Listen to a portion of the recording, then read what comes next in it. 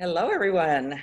Thank you for joining our weekly Coherence Hotspot. I am Gina Daniels from Jax-Zen Healing Arts Center, which is now part of the Global Coherence Hotspot network. I am a at-heart facilitator, and I'll be your guide through our journey through the remainder of the HeartMath experience.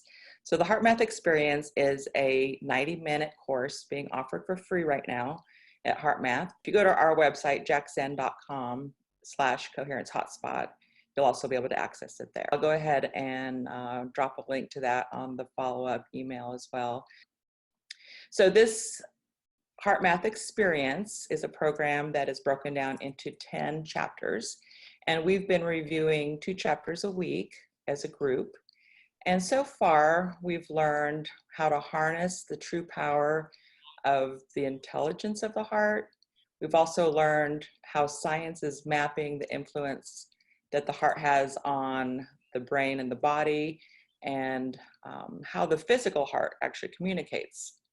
We've discovered the power of heart coherence, which is an optimal state where the heart and the brain and the body all align.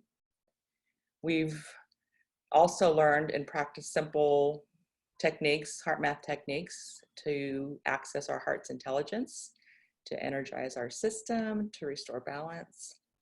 And last week, we started to understand how our emotions play a role in creating a more fulfilling life. So today, we're going to learn how to access our intuition, and that intuition will help us bring clarity. And we're also going to learn about the science of social coherence. So we're going to experience 2 more important techniques that we'll be able to use for deepening our own heart connection. And we're going to learn how we can actually create a more heart-centered, or add to the creation of a more heart-centered world. So before we get started, why don't we go ahead and practice the heart coherence techniques. If you are new to the techniques, we're going to go ahead and walk you through that.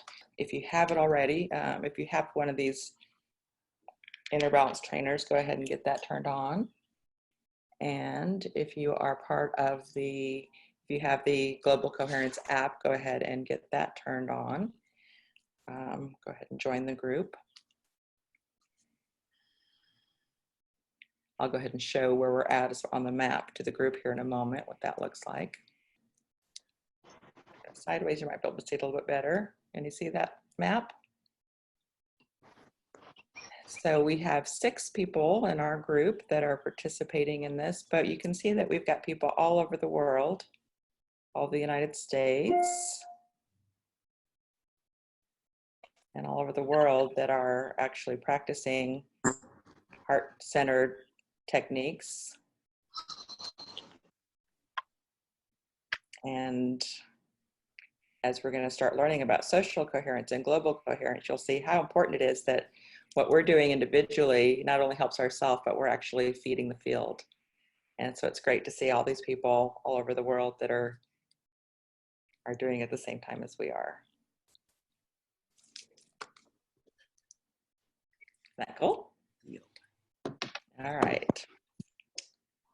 And as I put in the chat earlier, if you do have the Global Coherence app and want to join our group, you will type in you just hit join new group on your Global Coherence app, and then you'll type in Orange Heart 76, and that'll get you into our group.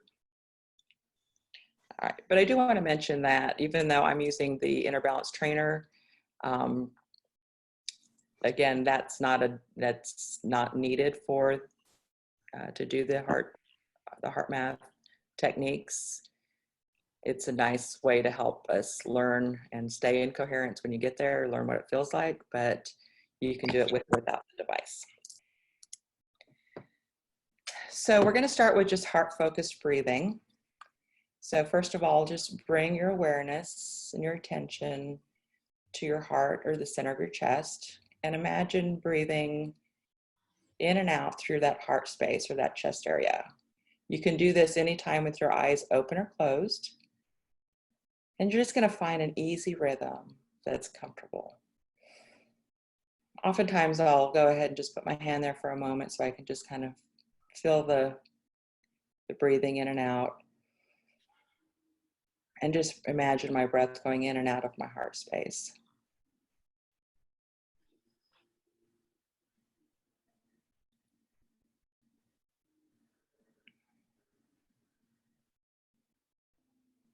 And then we'll activate a positive, renewing feeling. Could be, you can re-experience a time where you felt love or appreciation for a person or a pet, or maybe a moment in nature or an accomplishment. Or just breathe in an attitude of love and gratitude, compassion. Adding that positive feeling actually is what activates this process. But you will want to go ahead and, if your mind wanders off, bring your attention back to that breathing, that heart-centered breathing.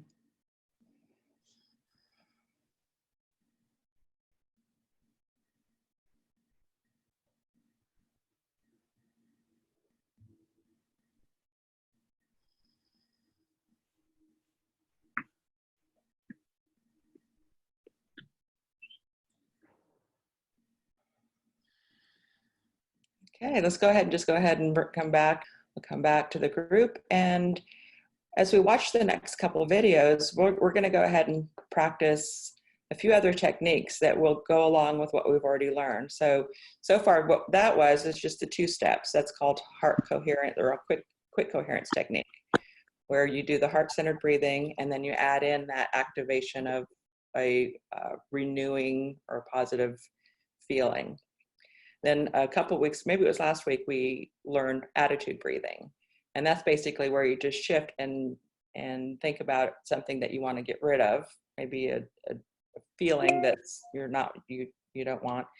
What do you want to replace it with? And breathe in that new replacement feeling into it. So very similar.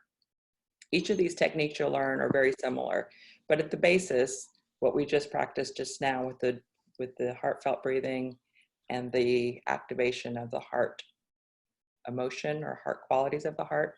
Those are the 2 things that you'll find that are in each of the different techniques.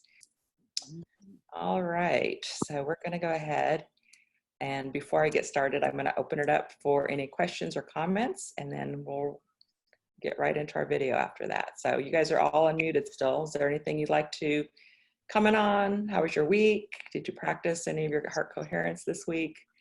How are you feeling this week?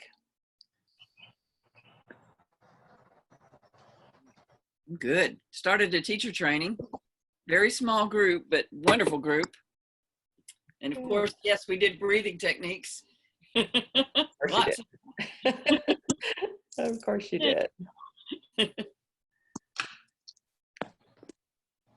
Great. Well, I'm going to go ahead and get started with this first video. And again, this is about accessing our heart's intuition. There we go. Sometimes we have an inner knowing, a sense of clarity that just feels right. It is often just a delicate, quiet, or easy feeling that offers direct perception, answers that seem to come at times out of nowhere, or a very tangible feeling about what you should or should not do. In essence, this is what many people call their intuition. These intuitive feelings show up in most people's lives from time to time, random events that we remember as special in some way. Perhaps right now, you can remember some intuitive experiences in your life. What if intuition need not be so random and fleeting? What if we could make practical intuition a normal part of our lives, something that we can access more often and more easily? With a little practice we can. Heart intelligence, heart coherence, and intuition are linked and work together. Practicing to increase heart coherence a few minutes several times a day can help you to be more intuitive at choice points. helping you to choose your actions and reactions rather than mechanically respond in the same old stress-producing behavior patterns. Here are some practical situations where accessing heart intuition can be very helpful.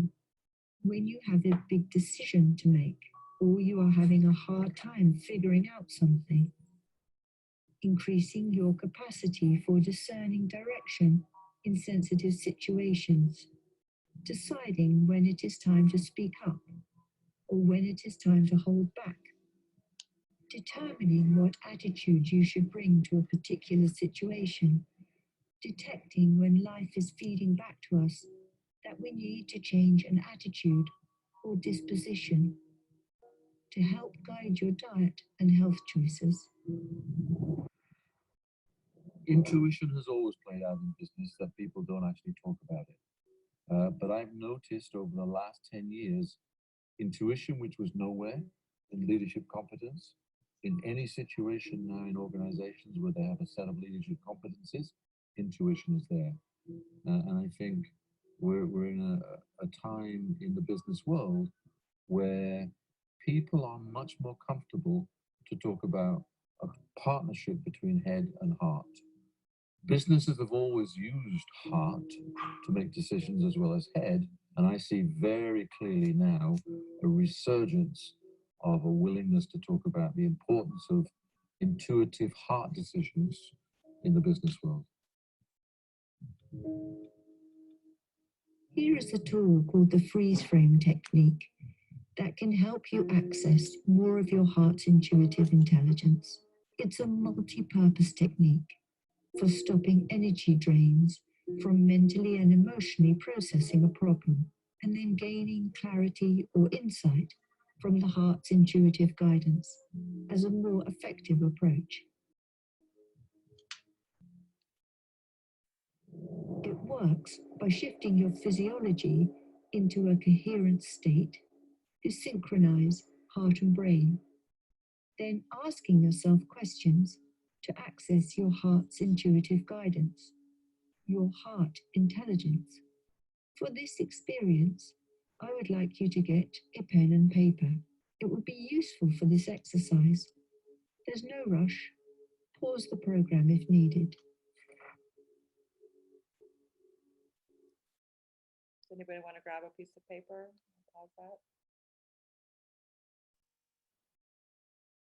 Okay. I'd like you to think of a specific situation that you feel has been difficult to solve these past few days. Try not to pick the most emotionally charged situation in your life to start with. Pick something where you'd like to know your next steps from your heart's intuitive guidance. Write down a few words about the situation.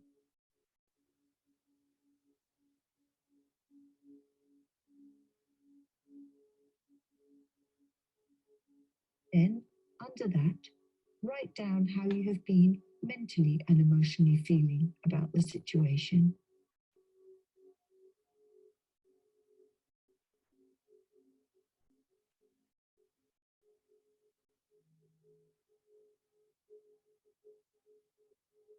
Now, as you have done before, focus on the area around your heart. Keep your attention there as you breathe in a comfortable rhythm. Imagine your breath is flowing in and out of your heart area.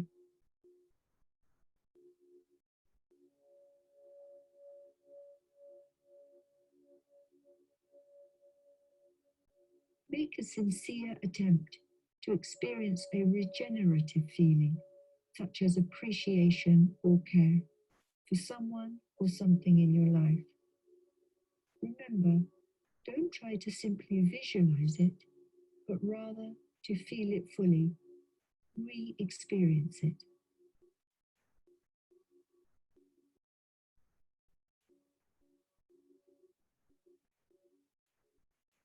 Now, ask a question from the heart. From this more objective place, ask yourself, what would be a more efficient or effective attitude, action, or solution?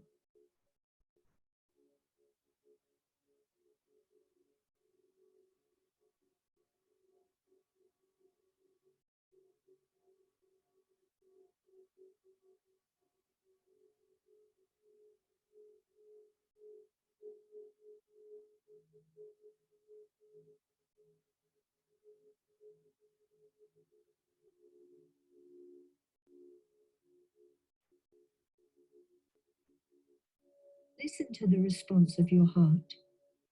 Quietly observe any subtle changes in perceptions, attitudes, or feelings.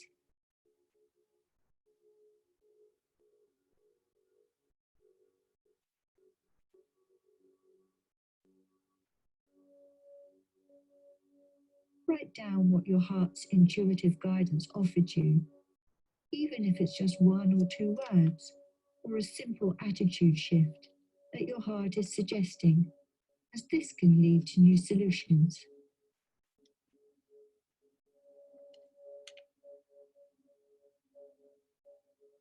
Commit to sustaining beneficial attitude shifts and acting on new insights.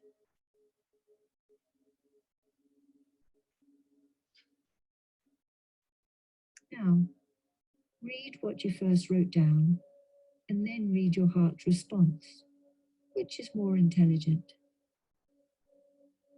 We suggest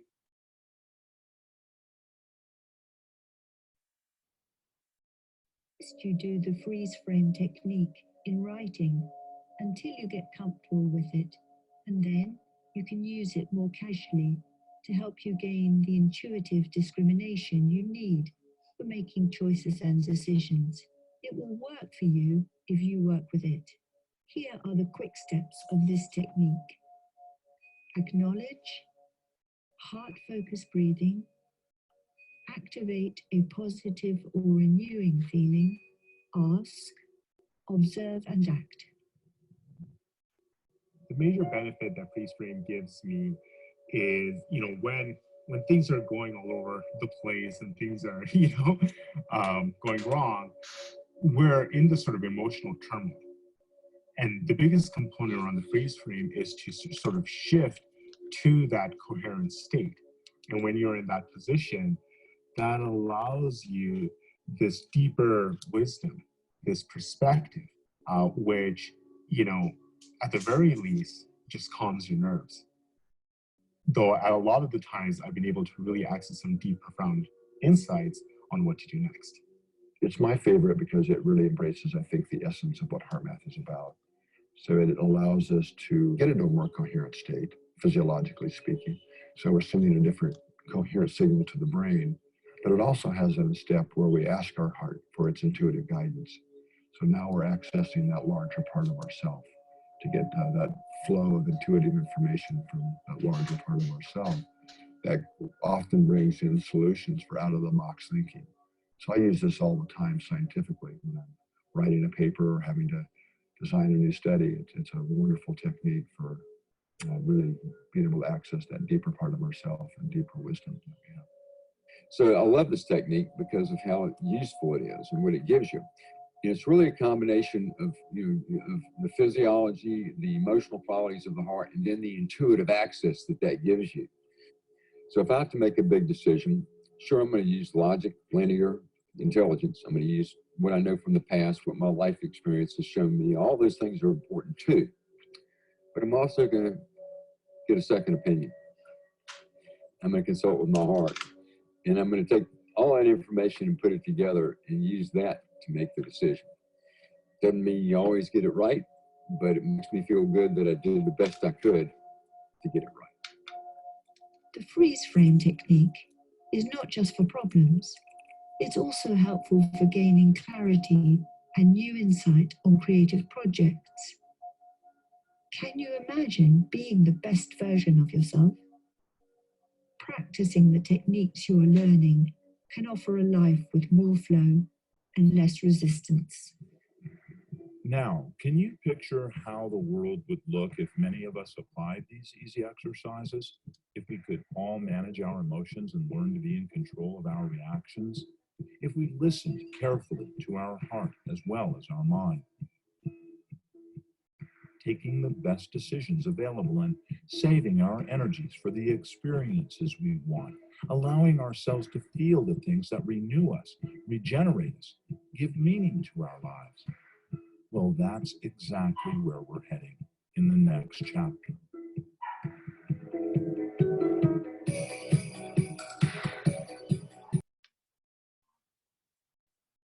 Welcome back. I'm going to unmute you. Well, what did you think of the freeze frame technique? I loved it. It Yeah. really helped me to, I've been kind of struggling with something for the last, well, month or so, and it really helped me to figure out that just a much more peaceful way to be supportive. And I missed so I got acknowledge, heartfelt breathing. Number 3 was what? And then ask, observe, and act. Activating. Yeah. Activate. The third one is activate a positive or renewing feeling. Okay. So basically it's taking that that quick coherence right in the middle. So you're acknowledging or asking, you're acknowledging that you have a situation. Then you're doing the 2 steps of the coherence technique, which is your heart focused breathing, and then activating it with a renewing feeling. Then you're going to ask for guidance, and then observe and act. Awesome. Thank you. Yeah, I really love this. I did have a situation come up with somebody that I'm gonna have to write them a letter, kind of giving them some either or options, and it's very awkward. So this was helpful. Yeah, and it's interesting. So a couple things I took some notes on. I like the idea. So obviously, just anytime we're in the midst of having to make a decision or there's a situation, that's usually where you've got the emotional, maybe you're out of balance a little bit emotionally. So just merely getting into that coherent state, like the guy said, if nothing else, you're going to calm down and then move forward. But then being able to actually ask for that inner guidance, because we all know we have that in us. Usually we know the answer. It's just we start second guessing ourselves. And when I was doing the freeze frame technique during the video, the message I got, the answer I got was, you know the answer. Trust your intuition. I mean, that's exactly what it's like, so it's like, why are you second guessing? Just trust, you're going to do the right thing. And the things that I wrote down of, what was emotionally bothering me, it was the problems were, not my question to myself was, am I making the right decision?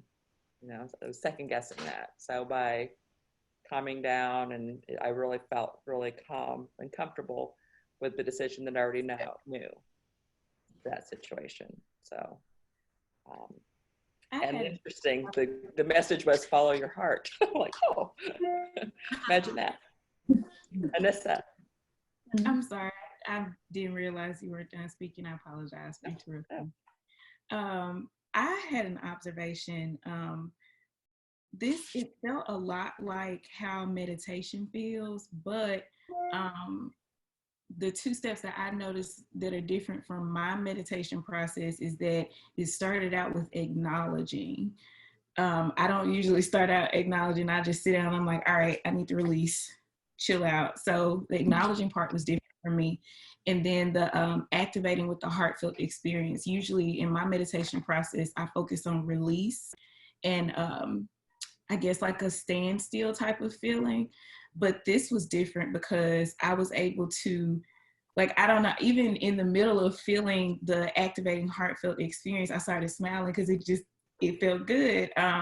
So that was the difference that I observed in this. And I really enjoyed that.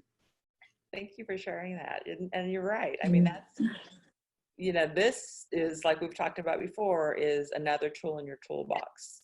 So it's not to take the place of your regular meditation, it's to add to it. And I find the same thing. So when I'm in a meditative state, I'm trying to, get into a place where I'm not thinking about anything, but by activating the heart, it just adds this you know, what I say, that bliss or that feeling that comes over, that heart, that coherent feeling is definitely there. And I like the way you said that, because I always, when I'm doing it, I have to smile. You just have to feel so good. I couldn't help it. I couldn't hold it back. I was like, I didn't tap into a specific like question. I actually was, it's when I experienced, like I put in me doing my circles online and in person, and it's not doing them, but I have all this, which I wrote it down, reserve, hesitation, insecurity, I have all this energy around that. And I mean, I'm not asking really, should I or should I not do them? It was more, okay, here's all this other bundle of energy that I'm not liking. So then I tapped into the activation of appreciation, and it just whooshed in. No worries, peace, flow, slow breath. And I actually embodied appreciation. So it was almost, it was like I was not in this role, this old role of producing and, you know, evaluating how I was doing it. Now I was experiencing it and feeling it from that perspective, which now I can embody it that way. And so it was even on just rethinking or reprogramming how you're experiencing something, even if it's not a should I or should I not do, but how I'm going about even doing this. And it's really interesting to see how that comes about in my life now. Yeah, that's great. Thank you. Thank you for sharing, Lori. Would anyone else like to share? Just looking back at my notes, there was so much juicy stuff. I was like writing other stuff down too, but I like the part where you said using every, all the things, your intelligence that you have, your past experiences, and then getting a second opinion or a second consultation. I could really appreciate that.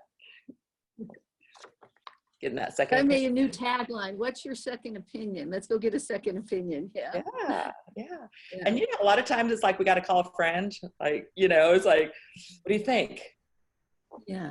Am I doing the right thing? You got to get that second opinion from a friend or a parent or a spouse or somebody who's like, and why not just tap in and get that second opinion? But, go within for it. So I really enjoyed that.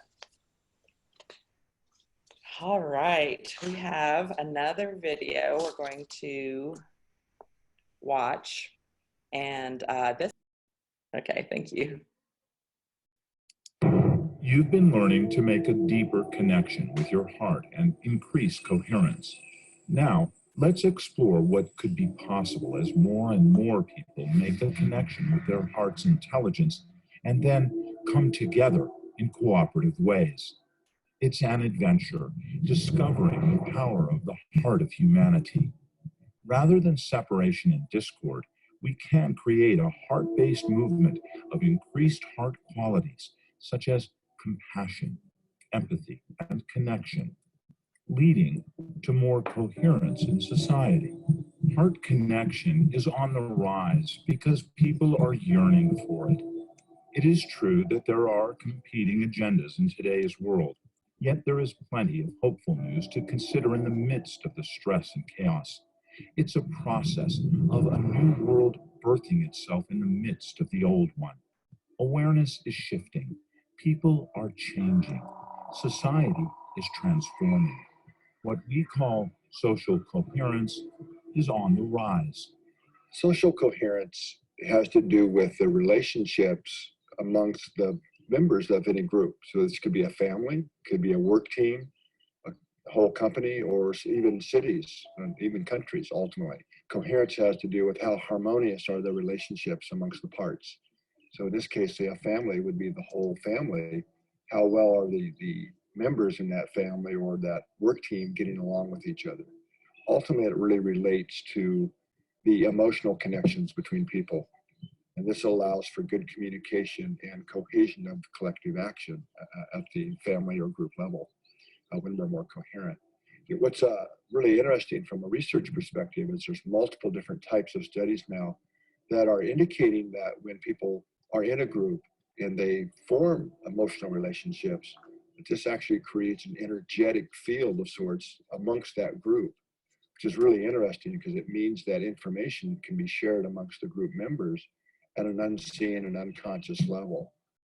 We were 54 people, and we met to set a new Brazilian record, building a formation during free fall.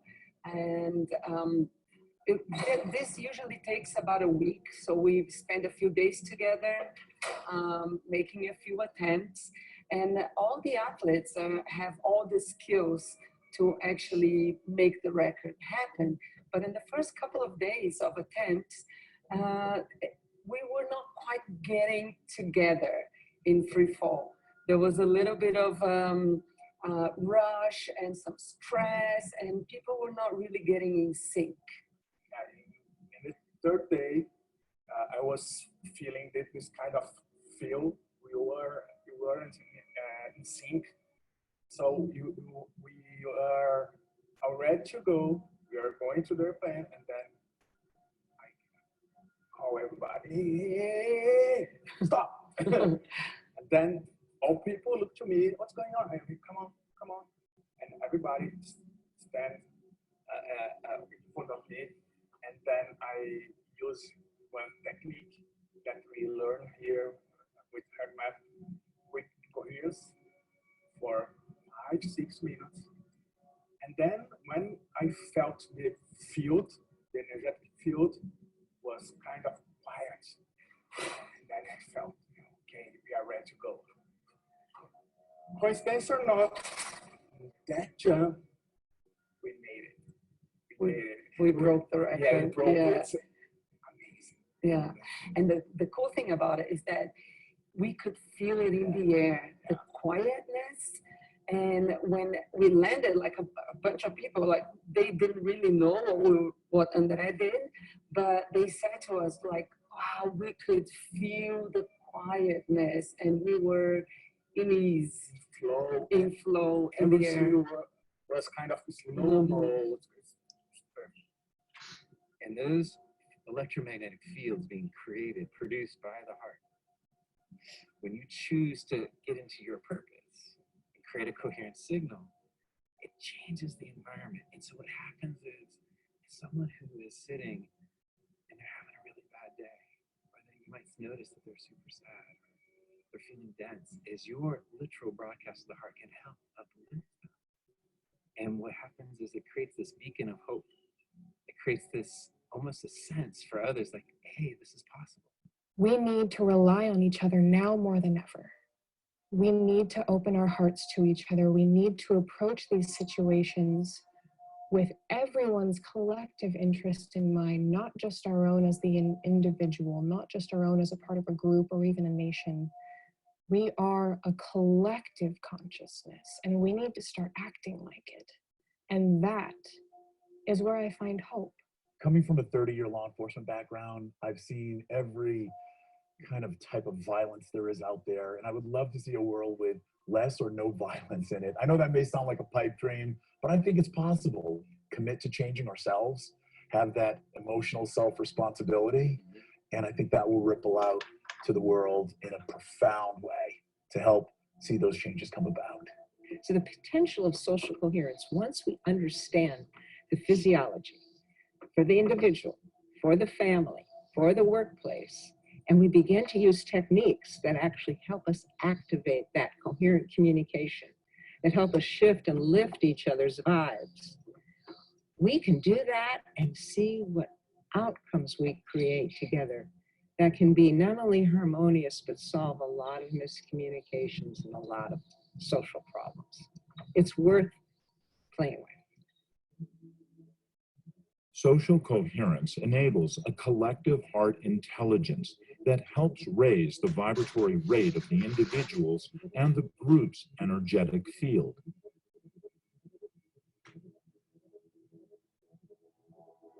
Social coherence is happening more and more as groups of people make efforts to collectively open their hearts, put aside negative attitudes and judgments of others, to work cooperatively for the benefit of the whole.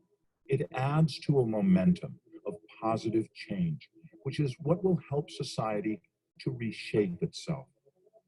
You contribute to creating more social coherence with each act of kindness you show to others or to yourself.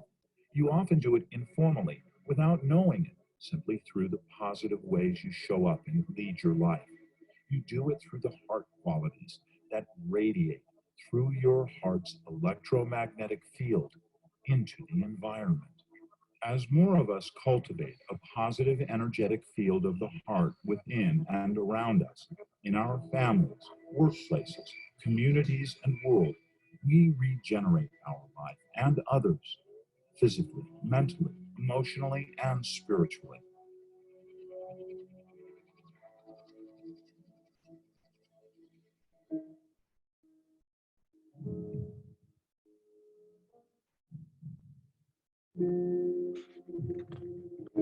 We're going to experience one more HeartMath technique called the heart lock-in technique, designed to help amplify the power of your heart qualities and intentions and the radiation from your heart's energetic field.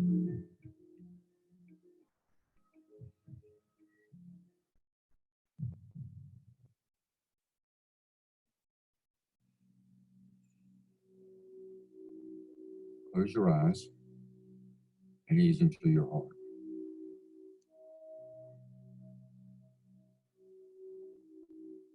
Focus your attention in the area of the heart.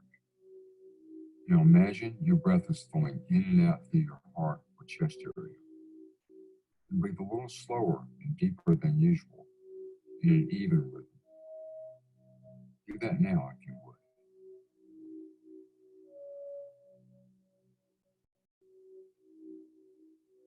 Now activate and sustain a regenerative feeling such as appreciation, care, or compassion.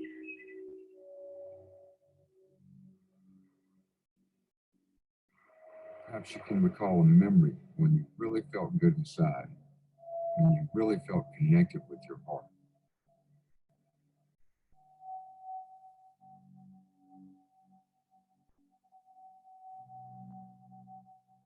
Maybe it was being in a special place with someone you really love and care about. Maybe imagine yourself right now with a pet you love, or in a very special spot in nature.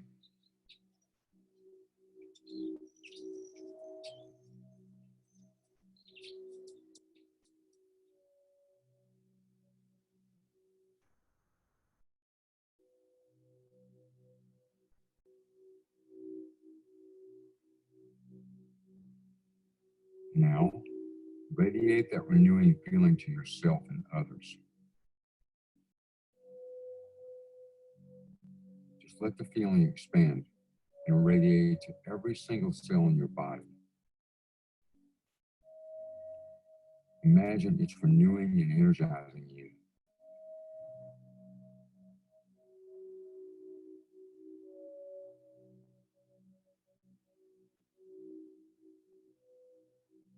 Feel like you're sitting in the warm sun. There's a warmth radiating from your heart.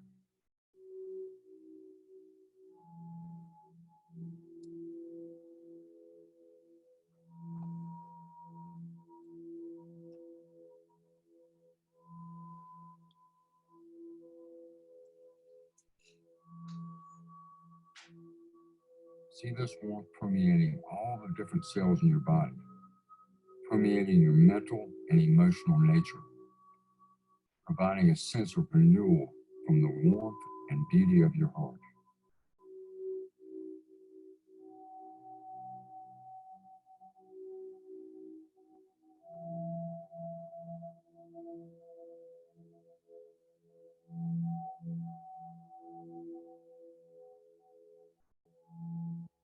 Let's radiate the feeling outward.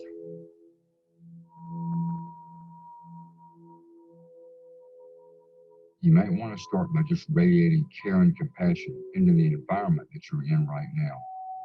filling that environment with a warm, energetic feeling from your heart.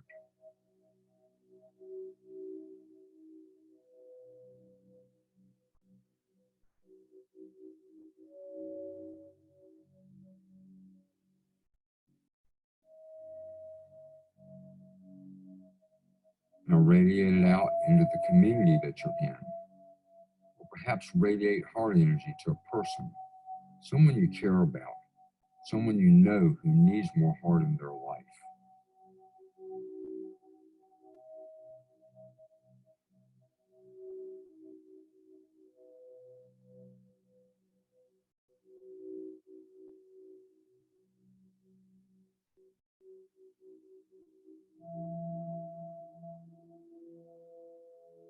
Now, expand it and radiate the feeling to the world, to humanity itself, or to an area on the planet in need of more of your heart's compassion. Just feel a gentle radiation coming out from the core of your heart, streaming through your being and the environment, and then out to humanity.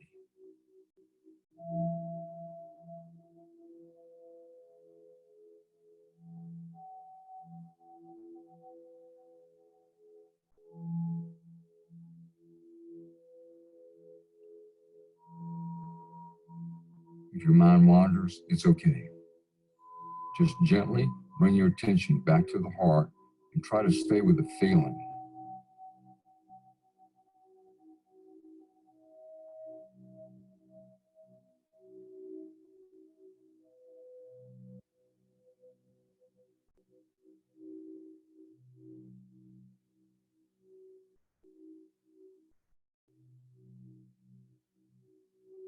As you practice this, eventually the heart energy you are radiating will lock into a flow towards your highest intention.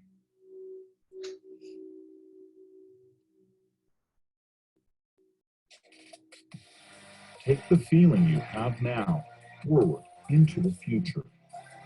Try for a moment to disengage from the chaos you often see in society and think about this. What if many more people came to realize the transforming potentials available within the heart of who they truly are? That what they have sensed about the heart is real. That by connecting with their heart's guidance, they can better manage their emotions, experience more compassion, appreciation, love, and connectedness. What if increasingly people unleashed the coherent alignment of heart, mind, nervous system, emotions, and spirit to access their heart's intuitive guidance for navigating their daily interactions? Think about that. What would our world be? Do you see a more socially coherent world?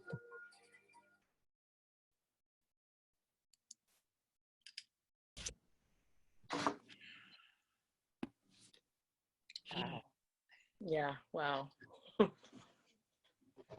That isn't timely. I don't know what it is. Yeah, when was this recorded? My goodness. Timely coherence. Oh my goodness. I was just like, Feel the world. Wow. Yeah. I really didn't have anything to say. I mean, imagine doing this, I mean, I could feel what we were doing as a group here, and, that radiating it to ourselves and to our community and then outward.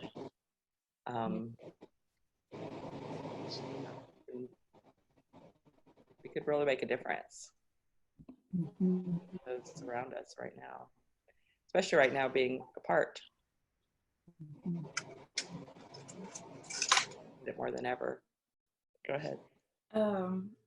I had so when he said to radiate it out and he kept going bigger, I had a slight moment of intimidation, like, okay, that's a lot. I don't know if I can do that. I don't know if I would even make a difference. Like, it's just one me. But it helped me right after that. It helped me to acknowledge that, but then it helped me right after that to think about the fact that I'm not the only person doing it. So that, like, it was social coherence and the fact that I'm sending out that heartfelt energy, but it also was coherence in knowing that I'm not the only person doing it. And then it was also helpful to hear him say gentle. So thinking of my energy radiating out of me as gentle energy, not forceful, take over the world, outpower everything else type of energy, but like a gentle breeze, gentle wave. That helped me a whole lot more to feel like, you know, what I'm doing is helpful and it can be relief for other people and it's not too much for me to do. Thank you for sharing that, because I think that's important, especially as we're getting started with these techniques. You know, the important thing is that we learn them, and that's why we've been doing it kind of in steps. We're learning these techniques for ourselves, and then as we get more coherent individually, then, you know, then it's just our family unit, or maybe it's our, you know, pets, or, you know, people we work with. And even if you're not getting them all on board, you're still having an effect on the people around you. And then, you know, and then as we do feel more comfortable, being able to gently radiate that out even further.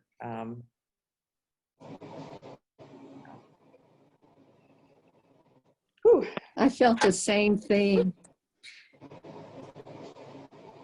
was that? Oh, I didn't know if it paused when she talked about when you were the word gentle, and I used to use the word hard. It seemed like everything had to be a struggle or hard to do. Whatever that was how you got accomplished. And that collectively we can all come in gently, and it is as powerful as anything. And nothing, I don't think our new world is going to be hard and that struggle and, you know, just effort, that it's going to be with a gentle, loving force, or, you know, that it all builds together, so we don't have to carry the whole burden ourselves, or that it's not even a burden, that it's not a, okay, I got to go do this kind of thing. So yeah, that really connected. That was a perfect explanation of how I felt, Miss Laura. As soon as you said, okay, I gotta, like, that was the exact, when he said it radiated out, I was like, okay, now I gotta make the whole world. How do I do that? Yeah. So yeah, it was, we hear, Miss Laura. we do, we see. Our hearts are going, woo, woo. Yeah. That's actually a real important theme in yoga practice, that steadiness and ease is how, because when you muscle into something, your body, your mind, your body, emotions push back. And so going into, you know, a pose or a breath or whatever, or life, with that sense of ease, real gentle, not, and you know, not worrying about how much power it has in it, because the lighter you make it, the more power it ultimately will have, and more the more ability you'll have in the long run as you practice. So yeah, that was good. Very good. Thank you for sharing that, Miss Debbie. Yeah. And I appreciate everyone chiming in on that, you know, acknowledging that that's where you're at right now, because sometimes, you know, we forget, especially if you've been practicing for longer, we forget where everyone is, you know. So don't want to take, you know, when you get to a point where you're more comfortable with the techniques, it doesn't mean you're there all the time. I mean, you bounce in and out easily depending on, but it does help you start hardwiring in some of those practices in, and being able to get back to center or to coherence a lot quicker. And then, like we said, we talked about last week, getting into the right area where we're, you know, getting into the higher realms, I guess, of coherence, which starts feeling even better. So, but it all starts with us just learning, and it's a choice, and it's not something we have to do, and I feel like it's one of those things that if you find it a valuable tool, it does take practice though. And so I will continue to give you gentle reminders to try to practice it. And if you choose to, then great. We appreciate it as the field, but hopefully you'll find that it'll help you individually as well.